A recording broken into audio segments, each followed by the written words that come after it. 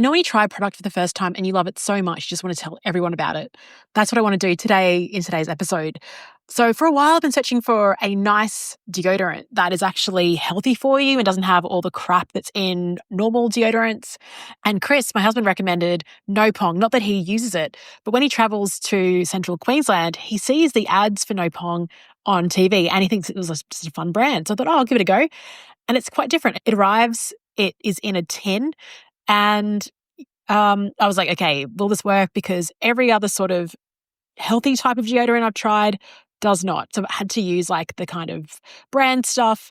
But this is phenomenal. Anyway, so I bought it and I've been on their email list and I've been getting these just terrific emails about how much they love their customers. And so one day I hit reply and I was like, look, I love your product so much. I'd love to chat to your founders about it. And their team forwarded it to the co-founder, co-CEO of No Pong, Chris Caley. And we jumped on a call just to find out a bit more about the brand, where it came from. And I love that it's a back-of-the-napkin type business story. So I won't reveal too much. This is a conversation with Chris Caley from No Pong. You've got to try it. Their stuff, it's the best ever. I absolutely love it. And when I've mentioned to people that I was talking to Chris on today's episode, they're like, oh my gosh, I love No Pong too. So it's this kind of hidden world where once you start mentioning it, you'll find other people that use it too. I'll link to No Pong in the show notes for this one, and I'll speak to you tomorrow. Nice. Awesome. Hey, thanks for joining us on Leanne On Demand today. I've got Chris Caley here from an awesome company called No Pong. Chris, welcome to the show. Thank you so much. Really great to be here. Now, I can go on and on about how great this product is. Can you share with listeners a bit about what the product is and how it got started? Yeah.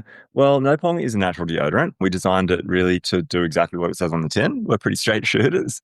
And yeah, look, it started 10 years ago. My wife, Melanie, was making all of her own products. She's a midwife and she's quite a passionate advocate for women's health. She was making all her own kind of skincare products and deodorant was one of them. And at the time, I kind of was watching from the sidelines, seeing her making these products. And I was like, okay, cool, looks interesting, kind of slightly skeptical, I'll be honest. And then we were on a surf trip in like hot, sweaty Java, Indonesia, in this little fishing village. And my roll-on ran out and I kind of went into the cupboard and just started using this paste she'd been making. I tried it on. I was like, at the end of that day, I was like, oh, wow, that's really worked. And then I ended up wearing the same shirt for 3 days. I think there's a video somewhere of that shirt. We didn't really have laundry in this little fishing village. And I was just like, oh my gosh, like I cannot believe this works. We have to do something about it. So we went up to the village, got a little pen and paper and wrote a little strategy, came back to Australia and away we went. I love it. You had like a pen and paper strategy. It's like the ultimate startup type of story, isn't it? Just the back of a napkin. Hey, here's what we think. Like solving your own need, right? Just that itch that needed to be. Yeah. It fully worked. I was so impressed with how effective it was. So we kind of brainstormed the whole thing in that like a 24-hour kind of little mini hackathon type of session. And came up with a name, a little strategy, like registered the domain and things like that. So when we came back to Australia, we just hit the ground running and started to get good feedback pretty quickly from, like obviously you get to sell to a few family and friends at first, but then we got like real customers coming through that we just were like, I don't know that name. And been giving us great feedback. It's like, wow, this is crazy. It is a bit crazy, isn't it, how people discover you? And this is like your 10th year, isn't it, in business? Yeah. And because that's interesting because like I've only recently discovered you and prior to hitting record, it was my husband that saw an advert for it or heard about it when he was in central Queensland. God. And I've been looking for a good alternative and everything that I'd tried, like it was Pong. It wasn't No Pong, right? Like that stuff just didn't work. And so interestingly enough, I was on a walk and talk with a friend this morning and she's like, oh, what are you up to today? I'm like, oh, I'm chatting to the guy, the co-founder of this No Pong. Have you heard of them? And she's like, I love that. I love that product. I'm like, oh, wow. So all these people know about it. They're like, why are they not talking about it? So that's why I'm bringing you on today. So let's talk about that customer love because I'm feeling it as a customer and I'm an advocate now. This is not normal, Chris. I don't like love a product and jump on and ask the co-founder for a chat. Like I really love what you've done and the values that you live. Can you share more about that value of loving your customer so much and having it reciprocated too? Yeah, customer love. Look, I mean, before we started No Pong, I'd kind of worked on another business, like a startup, let's call it. And in the early 2010s, there was a bit of a startup culture about like building products, and I'd seen it happen, and friends were trying to make apps, and, it was all about like almost like Field of Dreams. You build it and they will come. And Mhm. so we built this platform. Really, it was about sharing, stuff that you had in your backyard. Like a drill only gets used for 9 minutes in its entire life. The rest of the time it sits in the cupboard. So like, wouldn't it be great if you could share some of these things? So everyone was like, that's a great idea. You got to build this platform. It's going to be awesome. We set up a company. As a friend and I spent so much time up, till midnight and 2 a.m. with developers trying to build this platform. When we launched it, we found we couldn't get people onto the platform. It was just really hard. Um, and at that point, we kind of realized that the hard way, after a lot of time and money, without customers, you just simply don't have a business. So when we started to get good feedback from customers, we were like this is the lifeblood of the business. Like these guys are our heroes, and like they must feel loved. Mhm. Yeah, I mean, like, even in the packaging and how you receive it, and even in the emojis in the email, like, just little things, and even just the call out that it's your value and you communicate that overtly as opposed to, like, in a subtle way, like, you just tell the customers, um, that you love them. Yeah, yeah, yeah. I mean, Yeah. we articulate it quite clearly internally. Every single person from the warehouse, to finance knows all of our values, and customer love is number one. And we consider like our values higher than the law. They're higher than any SOP. If anyone did something and they were able to go, hey, Chris, I did that because of customer love. I sent them this whatever crazy thing because this customer needed love, we would all go, awesome, thank you. So Yeah. it's, yeah, really like everybody's empowered to do that throughout the whole entire company. Yeah, and tell us about that because I work with a lot of leaders around, company values and living them and reinforcing them and, making them come to life versus being things on an email signature or a poster.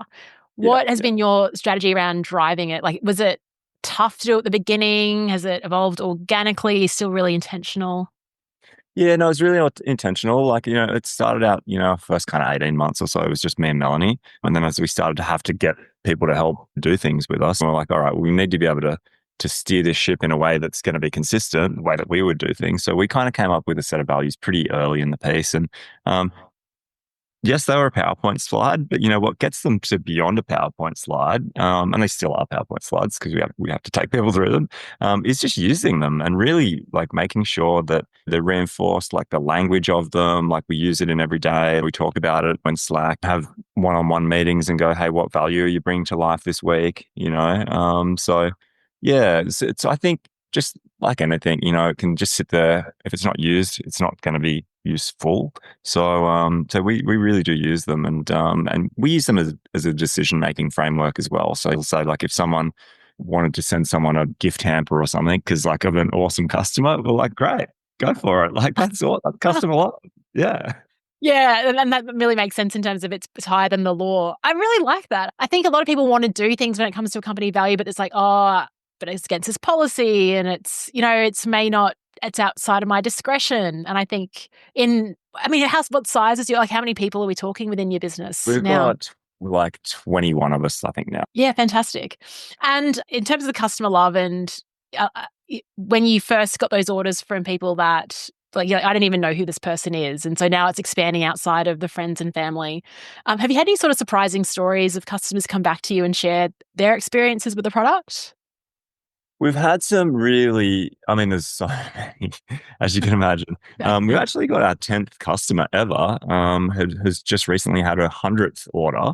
She's still ordering, like literally 10 years later, which is awesome. And we keep seeing her name pop up, like, through the years, because we would see everybody's name at first because we were picking and packing. And then you'd see names come back, next month names. And like, to see someone come back after all that time is pretty amazing. But I think the most standout feedback is, and we definitely never thought this would happen when we started the business, is when people actually genuinely come and go, hey, No Pong has changed my life. And you kind of go, really, we just kind of set out to make an awesome deodorant. Like, of course, we want to make a great product. We want to make a product that we want to like use every day. But when people go, hey, it's changed my life.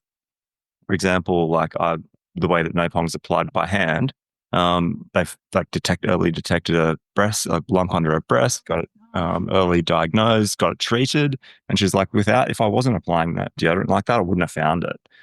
We've had another gentleman named John who found a melanoma the same way. It was a super rare one. And his doctor went, I have no idea how that's there, but if you didn't find that, it was probably a bad outcome coming along. And then, we've got people like a whole bunch of them. This is common as well. Like, thank you. I can put my hands in the air and I can hug, like, my son without it being like a breath holding moment. Like, yeah, we get a lot of that. That's fun, but these people are so genuine. Like, wow, this has changed my life, and yeah, it's quite humbling, really. Yeah, yeah, yeah. I'm thrilled to share it as well. I mean, even just like for me, even traveling, this is like even a small thing, but it just saves so much room when you're packing.